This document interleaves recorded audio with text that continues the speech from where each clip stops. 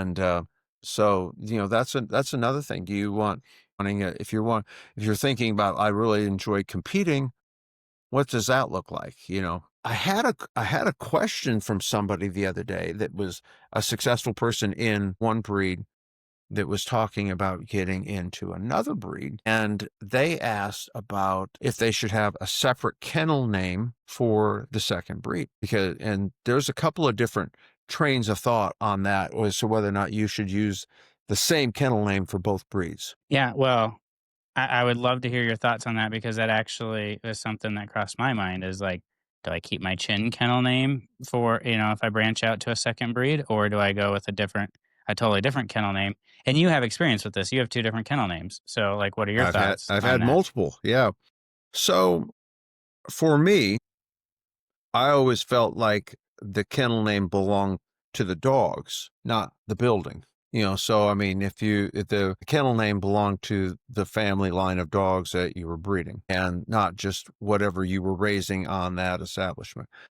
I think that having a kennel name can be done, but I think it's a little harder. I think it kind of dilutes out your web presence a little bit, where I mean, there are people that have been very successful in doing that, using the same kennel name for other breeds, even other species and stuff like that. But I do think it kind of dilutes it out a little bit. And I think also, you don't want to come up as having, like, here's this kennel name, and then here, click on one for Japanese chin, click on two for Neapolitan Mastiffs.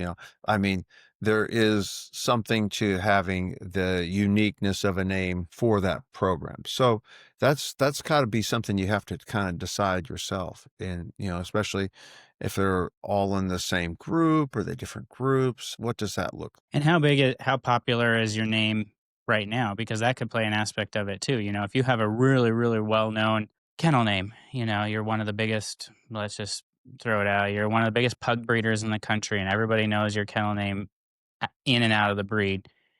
Maybe it would be smart to flow that kennel name into your next breed because people are familiar with the name and they would you automatically have that Well, brand recognition type thing. Or maybe it would be smarter to keep it as like, you these are would my have. pugs. Mhm. Yeah. You would have some brand recognition, but would it be to the customer base that you're trying for? Yeah.